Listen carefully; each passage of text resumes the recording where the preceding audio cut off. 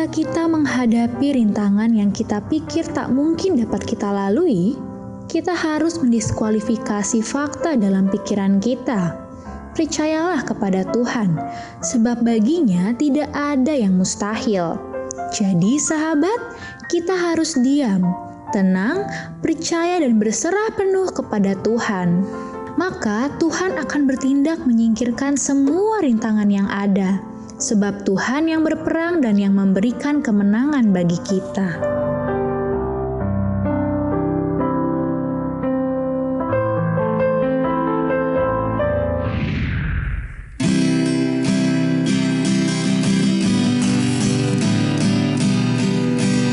Bukan dengan kekuatanku ku dapat jalani hidupku, tanpa Tuhan yang di sampingku ku tak mampu sendiri. Engkaulah kuatku yang menopangku, ku pandang wajah-Mu dan berteduh. Pertolonganku datang dari-Mu, peganglah tanganku, jangan lepaskan. Kaulah harapan dalam hidupku, Kaulah harapan dalam hidupku. Halo sahabat yang baik, berjumpa lagi di Terang Kasih menerangi dalam kasih Tuhan. Sahabat yang baik, tema kita adalah mendiskualifikasi fakta dalam pikiran kita. Mari kita berdoa supaya hari ini pikiran kita hanya dipenuhi dengan hal positif dan yang benar. Tuhan, kami percaya Kau mengingatkan pada kami supaya pikiran kami dipenuhi dengan yang benar dan yang positif. Sehingga kami mendiskualifikasi fakta-fakta yang ada di sekitar kami. Untuk kami lebih percaya kepada janji dan kebenaran firman-Mu.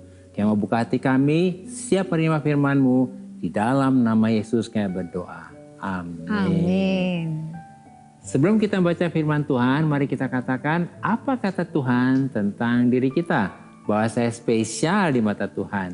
Saya berharga di mata Tuhan. Saya sangat dikasihi Tuhan. Kehidupan saya dan masa depan saya bersama Tuhan adalah sungguh amat baik. Katakan amin. Sahabat yang baik, mari kita baca firman Tuhan ini dari Yosua pasal 3 ayat yang ke-15. Demikian firman Tuhan. Segera sesudah para pengangkat tabut itu sampai ke sungai Yordan dan para imam mengangkat tabut itu, mencelupkan kakinya ke dalam air tepi sungai itu. Sungai Yordan itu sebak sampai meluap sepanjang tepinya selama musim menuai. Mari kita baca ayat selanjutnya, Yosua pasal 3 ayat 17. Demikian firman Tuhan. Tetapi para imam pengangkat tabut perjanjian Tuhan itu tetap berdiri di tanah yang kering, di tengah-tengah sungai Yordan. Sedang seluruh bangsa Israel menyeberang di tanah yang kering, sampai seluruh bangsa itu selesai menyeberangi sungai Yordan. Wow, puji Tuhan ya. Tuhan. Ini mujizat banget ya. Iya. Sungai bisa terbelah. Iya. Padahal pada waktu itu lagi musim menuai ya. Iya. Itu tandanya lagi musim di mana sungainya airnya lagi tinggi ya. Iya. Ini adalah mujizat ketika bangsa Israel menyeberangi sungai Yordan yang terjadi pada musim menuai. Yaitu pada musim semi ketika barley dan flax sedang dipanen di tempat itu. Di mana pada saat itu sungai Yordan sedang meluap dengan air salju yang mencair dari gunung Hermon yang membanjiri lembah sungai itu. Dan diperkirakan lebar sungai Yordan itu adalah 1 mil atau 1,6 kilometer pada waktu mujizat penyeberangan itu terjadi. Wah, luar biasa ya. Iya. Jadi faktanya pada waktu bangsa Israel menyeberangi sungai Yordan, kondisi sungainya sedang meluap. Dalam keadaan secara logika manusia, faktanya tidak mungkin bisa diseberangi oleh bangsa Israel dengan jumlah yang banyak itu. Oleh karena itu, mujizat menyeberangi sungai Yordan ini mempunyai banyak keserupaan dengan mujizat membelah Laut Merah pada zaman Musa. Ya, jadi ini menjadi satu gambaran mujizat yang sama terjadi pada zaman Musa ya. Di mana kedua mujizat tersebut melibatkan air, kemudian kedua mujizat tersebut disaksikan oleh seluruh bangsa Israel. Dan kedua mujizat tersebut melibatkan tindakan seorang pelayan Allah, yaitu Musa dan Yosua. Jadi ini adalah tindakan iman dari seorang pelayan Allah yang adalah para imam-imamnya Allah. Ketika mereka melakukan tindakan iman ini, mereka mendiskualifikasi fakta dalam pikiran mereka. Sebab ketika Musa mengulurkan tongkatnya ke atas air, maka terjadilah mujizat Laut Merah terbelah dua. Dan ketika Yosua memerintahkan para imam yang membawa tabut Allah menyentuh air sungai Yordan, maka seketika itu juga sungai Yordan itu terbelah dua. Wah, luar biasa ya ini mujizatnya ya. Kemudian imam-imam itu tetap berdiri di tanah yang kering di dasar sungai itu sambil memikul tabut di bahu mereka di tengah-tengah sungai itu. Dan bangsa Israel melewati tanah kering sampai seluruh bangsa itu selesai menyeberangi sungai Yordan. Amin ya. Jadi kedua mujizat tersebut telah mendiskualifikasi fakta dalam pikiran mereka bahwa Tuhan dapat menyingkirkan rintangan yang ada di depan bangsa Israel yang secara logika manusia sangat mustahil untuk dapat melewati rintangan laut dan rintangan sungai tersebut. Tetapi Tuhan membuktikan bahwa bagi Tuhan tidak ada yang mustahil untuk menyingkirkan setiap rintangan. Amin. Bagi Tuhan tidak ada yang mustahil. Ya. Dan yang luar biasa adalah kedua mujizat tersebut dilakukan oleh Tuhan, sementara umat Tuhan diam saja. Tetapi Tuhan yang berjalan di depan mereka, Tuhan yang berperang bagi mereka dan menyatakan mujizatnya di hadapan mereka. Demikian juga dengan kita di dalam Kristus. Identitas kita adalah imamat yang rajani. Dan posisi kita sama seperti para imam yang membawa tabut Allah itu. Bagaimana kita juga membawa tabut kemuliaan di dalam hati kita. Amin. Jadi bagian kita sebagai imam-imamnya Allah ketika kita menghadapi rintangan yang secara fakta dan logika tidak mungkin kita dapat lalui adalah kita harus mendiskualifikasi fakta dalam pikiran kita. Lalu percaya dan sepakat dengan apa kata Tuhan. Yaitu dengan kita diam, tenang dan berserah penuh kepada Tuhan. Maka kita akan melihat Tuhan yang bertindak menyingkirkan semua rintangan yang ada di depan kita. Sebab bagi Tuhan tidak ada yang mustahil. Amin. Bagi Tuhan tidak ada yang mustahil. Amin. Sahabat yang baik, mari kita baca firman Tuhan ini akan menguatkan kita dari Yosua pasal 4 ayat yang ke-23. Demikian firman Tuhan. Sebab Tuhan Allahmu telah mengeringkan di depan kamu air sungai Yordan, sampai kamu dapat menyeberangi seperti yang telah dilakukan Tuhan Allahmu dengan laut Teberau yang telah dikeringkannya di depan kita, sampai kita dapat menyeberang. Inilah perkataan Yosua kepada bangsa Israel setelah mereka berhasil menyeberangi sungai Yordan. Supaya diingat oleh bangsa Israel turun-temurun bahwa mereka harus mendiskualifikasi fakta di dalam pikiran mereka ketika menghadapi rintangan dan percaya bahwa Tuhan sanggup mengeringkan laut Teberau dan sungai Yordan di depan bangsa Israel sehingga mereka dapat menyeberanginya. Melalui renungan singkat ini kita dapat menyimpulkan bahwa kita harus mendiskualifikasi fakta dalam pikiran kita. Ketika kita menghadapi rintangan secara logika dan fakta tidak mungkin dapat kita lalui. Karena bagi Tuhan tidak ada yang mustahil. Kemudian respon kita sebagai imam-imamnya Tuhan harus tetap berdiri teguh dalam pekerjaan salib yang sudah selesai dan pada kebangkitan Kristus. Seperti para imam yang berdiri dengan memikul tabut perjanjian di tanah yang kering di tengah sungai Yordan yang sudah mengering. Sahabat yang baik, demikianlah firman Tuhan untuk hari ini. Jangan kemana-mana, pastikan tetap ada di terang kasih menerangi dalam kasih Tuhan.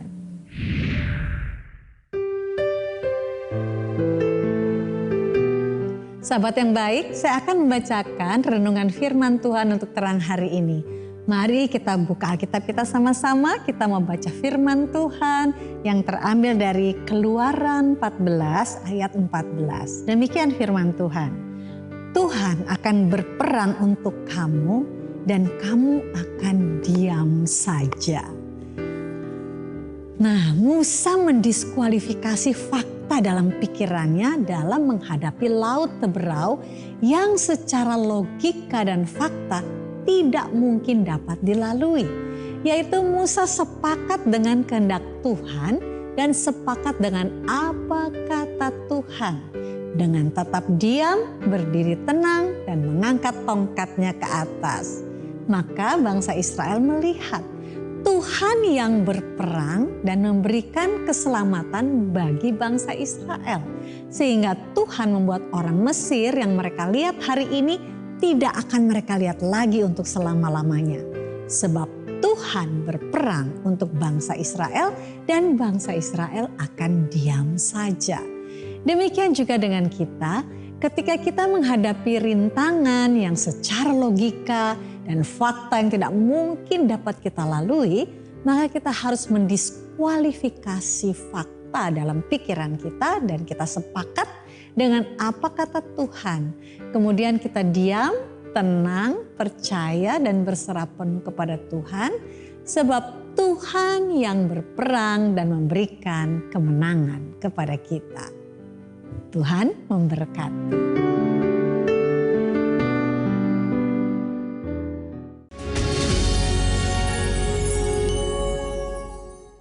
Halo sahabat yang baik, kembali bersama kami di Terang Kasih Menerangi dalam Kasih Tuhan. Dengan tema mendiskualifikasi fakta dalam pikiran kita.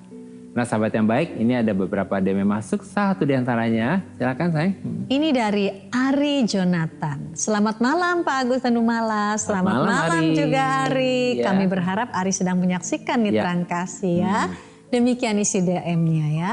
Saya ingin bertanya, kenapa ya hidup saya susah terus? Saya memang terlahir di keluarga yang serba kekurangan. Tapi apakah saya akan begini terus? Terima kasih. Wah Ari ya, engkau sangat dikasih Tuhan ya, percaya ya engkau adalah sangat dikasih Tuhan ya.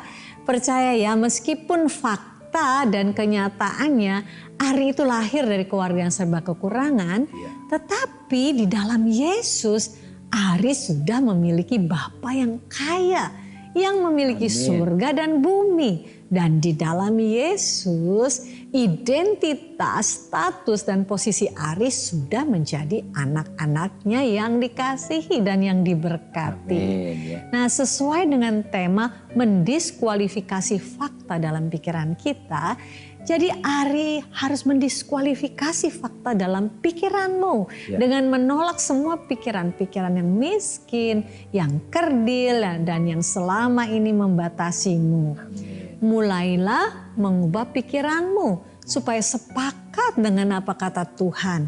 Bahwa engkau anak raja, engkau mempunyai Bapa surgawi yang baik, yang mengasihi, yang peduli, yang menjamin dan yang memeliharamu.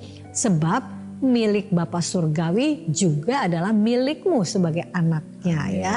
Ada satu firman dalam Lukas 15 ayat 31 dikatakan demikian. Kata ayahnya kepadanya, anakku, engkau selalu bersama-sama dengan aku dan segala kepunyaanku adalah kepunyaanmu. Amin. Jadi saat ini biarlah engkau ini menyadari betapa kau sangat dikasihi ya. Posisinya kita luar biasa. Posisi kita ini sungguh luar biasa. Dan sesungguhnya kalaupun fakta mengatakan, wah kamu susah, kamu tapi katakan terus tidak. terlahir dari keluarga yang Sederhana ya. Tetapi sekarang engkau sudah mempunyai Bapa yang memiliki segalanya. Dan Bapa mengatakan dalam firman-Nya bahwa engkau selalu bersama-sama dengan aku dan segala kepunyaanku adalah kepunyaanmu. Yakinilah ini, pegang firman ini dan terjadilah dalam dirimu apa yang menjadi apa yang ditulis oleh firman Tuhan ini. Demikian juga untuk sahabat-sahabat yang baik yang lain yang mungkin mengalami hal yang sama nih. sepertinya merasa kekurangan, sepertinya tidak seperti apa yang diharapkan, tapi ketahuilah sebagai anak-anak Allah kita semua sangat dikasihi. Dan mari kita datang kepada Tuhan. Kita mau pegang firman ini bahwa kita selalu bersama-sama dengan Bapa, dan apa yang menjadi kepunyaan Bapa juga kepunyaan kita. Ya, mari kita datang kepadanya. Bapa, terima kasih untuk anak-anak-Mu ini Tuhan. Karena kami tahu sekarang di dalam Kristus kami adalah anak-anak-Mu. Dan Engkau berkata bahwa kami selalu ada bersama-sama dengan Engkau. Dan apa yang Bapa miliki, apa yang menjadi kepunyaan Bapa itu juga kepunyaan kami. Itu sebabnya kami mau bersuka cita. Kami mau mendiskualifikasi semua fakta yang ditaruh, yang disodorkan oleh iblis Tuhan ke hadapan kami. Tapi kami hanya mau mempercayai janji Tuhan. Karena janji Tuhan adalah kebenaran dan janji Tuhan adalah ya dan amin. Dan itulah janji Tuhanlah yang terjadi dalam kehidupan kami. Oleh sebab itu kami serahkan anak-anak-Mu ini yang terkasih ini ke dalam tangan-Mu. Biarlah kuasa dan kedaulatan-Mu serta otoritas-Mu memberikan kepada mereka satu kemenangan yang gilang gemilang. Bahwa sesungguhnya fakta sudah tidak berkuasa atas hidup mereka. Tapi mereka hidup sesuai dengan janji-Mu dan mengalami kebenaran dari firman-Mu ini. Bahwa kami hidup sebagai anak-anak Allah yang dipenuhi dengan segala sesuatu yang sungguh amat baik. Terima kasih Bapa. Kami bersyukur dan berdoa di dalam nama Yesus. Amin. Berikutnya dari Cynthia Gloria. Shalom Bapak Agus dan Bu Mala dan sahabat Terang Kasih. Shalom juga Cynthia. Terhadap sedang menyaksikan program Terang Kasih ini ya. Demikian isi DM dari Cynthia. Saya sedih karena semua hal yang saya rencanakan tidak ada yang sesuai dengan target dan pikiran saya. Saya merasa gagal terus dalam melakukan sesuatu sampai orang lain meremehkan saya. Saya harus apa ya Tuhan? Cynthia, ayo bangkit ya. Jangan berpikiran negatif seolah sepertinya hidupmu nggak ada masa depan ya. Percaya bahwa di dalam Yesus tidak ada yang buruk. Nah ini pegang ini Cynthia ya. Sebab Yesus sanggup mengubah yang buruk menjadi baik. Sesuai dengan tema mendiskualifikasi fakta dalam pikiran kita. Jadi Cynthia harus mendiskualifikasi nih semua fakta-fakta yang negatif dalam pikiranmu, yang kenyataannya gagal, nggak mencapai target ya. Sebab semua ini akan membatasimu dan membuat semua potensi dan talentamu jadi terkubur, nggak bisa berkembang. Mari bangkit untuk fokus kepada Tuhan ya. Dan bersyukur, kemudian percaya bahwa rancangan Tuhan untuk Cynthia bukan rancangan kecelakaan, tapi rancangan damai sejahtera dan hari depan penuh harapan. Nah Cynthia pegang ayat firman Tuhan ini. Nah sahabat yang baik yang juga mungkin mengalami seperti Cynthia. Aduh aku sepertinya gak mencapai target, aku gagal ini, gagal itu. Pegang ayat ini, bahwa rancangan Tuhan buat kita ini luar biasa. Dalam Yeremia 29 ayat 11. Sebab aku ini mengetahui rancangan-rancangan apa yang ada padaku mengenai kamu. Demikianlah firman Tuhan. Yaitu rancangan damai sejahtera dan bukan rancangan kecelakaan. Untuk memberikan kepadamu hari depan yang penuh harapan. Wah luar biasa. Di dalam Kristus kita punya hari depan yang penuh harapan itu. Dan tidak ada rancangan kecelakaan, artinya rancangan yang jahat yang membuat kita mengalami hal yang buruk. Karena semua di dalam Tuhan rancangannya adalah damai sejahtera. Pegang firman Tuhan ini untuk Cynthia dan sahabat yang baik. Supaya hari ini firman ini terjadi untuk kehidupanmu ya. Kita berdoa ya. Bapak kayak berdoa hari ini. Biarlah kuasa Roh Kudus menjamah Cynthia dan semua pikiran yang negatif dalam pikirannya dijauhkan dan semua pikiran-pikiran yang negatif ini diganti dengan pikiran yang benar dan yang positif. Dan kayak berdoa biarlah hari ini Cynthia percaya bahwa rancangan Tuhan buat hidupnya tidak ada rancangan kecelakaan, tapi rancangan damai sejahtera dan hari depan yang penuh harapan. Berdoa juga buat sahabat yang baik yang hari-hari merasa gagal, hidupnya tidak sesuai dengan target dan keinginan. Biarlah hari ini kami berdoa dalam nama Yesus, bangkitkan iman mereka untuk berpegang dan percaya kepada janji Tuhan ini. Bahwa rancangan Tuhan adalah rancangan damai sejahtera dan hari depan yang penuh harapan. Kami berdoa berkati Cynthia dan sahabat yang baik supaya firman ini digenapi dan terjadi. Dalam nama Yesus kami berdoa. Amin. Sahabat yang baik, terima kasih buat respon dan DM-DM-nya kepada kami dalam program Terang Kasih ini. Terima kasih Terima kasih. Bagi sahabat yang memiliki beban, permasalahan, tekanan hidup, minta didoakan atau ingin bersaksi seputar rohani, silahkan DM, komen, atau kirim video ke Instagram @terangkasih_rtv. Nah, sahabat yang baik, mari kita kembali diingatkan sesuai dengan renungan kita.